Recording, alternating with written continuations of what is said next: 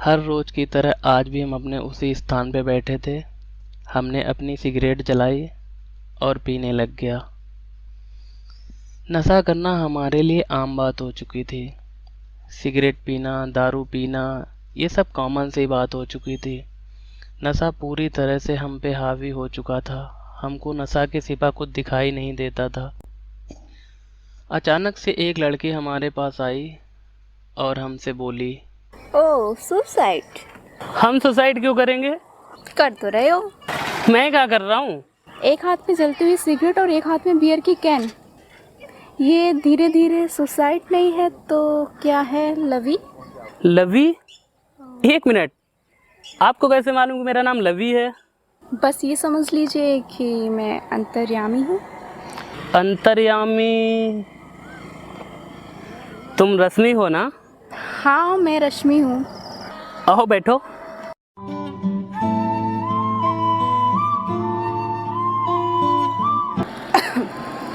मुझे सिगरेट से एलर्जी है। हमने अपनी सिगरेट बुझाई और रश्मि हमारे पास बैठ गई। तुम बिल्कुल नहीं बदली ना? लेकिन तुम पूरी तरीके से बदल गए हो। रश्मि और हम दोनों एक ही स्कूल में पढ़ते थे। स्कूल कंप्लीट हुआ तो रश्मि स्टडी के लिए दिल्ली चली गई थी। पर जब स्कूल में थी तो एकदम चश्मिश टाइप की बोरिंग लगती थी। पर आज तो मेरी उससे नज़र ही नहीं हट रही थी। हमको रश्मि से मिलके बहुत अच्छा लग रहा था। हमको उसकी बातें बहुत अच्छी लग रही थी। हमको बिल्कुल महसूस ही नहीं हो रहा था कि हम रश्मि से आज पहली बार मिले हैं। उससे बात करते करते टाइम कब गुजर गया पता ही नहीं चला। अच्छा मैं अब चलती हूँ, मुझे देर हो रही है। Okay bye. ठीक है, बाय।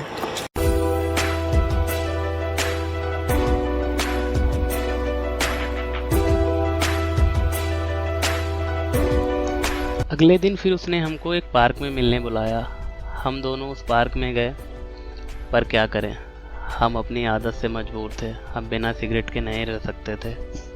हमने अपनी सिगरेट जलाई और फिर से सिगरेट पीने लग गया।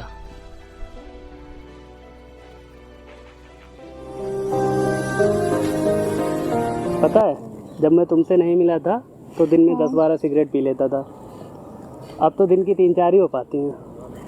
ये 3-4 कब छूटेंगी? कल से छोड़ देता हूँ। कल से क्यों, अभी से क्यों नहीं? ठीक है, अभी छोड़ देता हूँ। वैसे तो आज तक हमने किसी की बात नहीं मानी थी, पर मैं रश्मि को ना नहीं कर पाया। उसकी बात मान के एक अलग ही लेवल की खुशी मिली थी हमको। हमें उससे मिलना, उसके साथ टाइम बिताना, उससे बातें करना, उसके साथ घूमना बहुत अच्छा लगने लग गया था।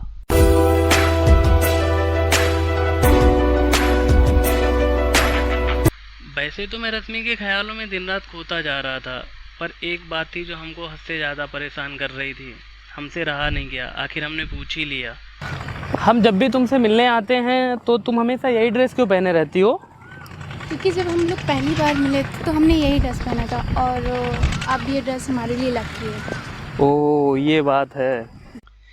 रश्मि का जवाब सुन के मेरा आकर्षण उसके लिए और बढ़ गया।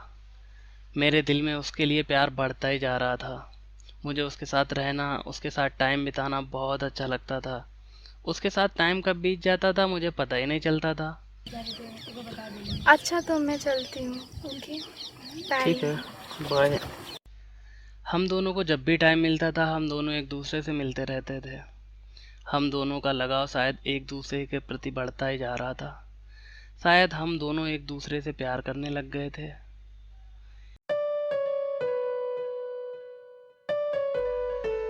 आज हमने सोच लिया था कि हम जाके उसको सब कुछ सच सच बता देंगे कि मैं उसको कितना प्यार करता हूँ। मैं उससे शादी करना चाहता हूँ। मुझे पता है वो ना नहीं करेगी। मुझे तो बस उसका रिएक्शन देखना था। आज रात तो मैं ठीक से सो भी नहीं पाया था। सुबह होते ही मैं उसके घर के लिए निकल लिया। एक अजीब सा डर भी लग रहा था और अब रश्मि से मिलने की बहुत खुशी भी हो रही थी। मैं उसके घर पहुंच गया और घर जाके मैंने उसका दरवाज़ा खटखटाया।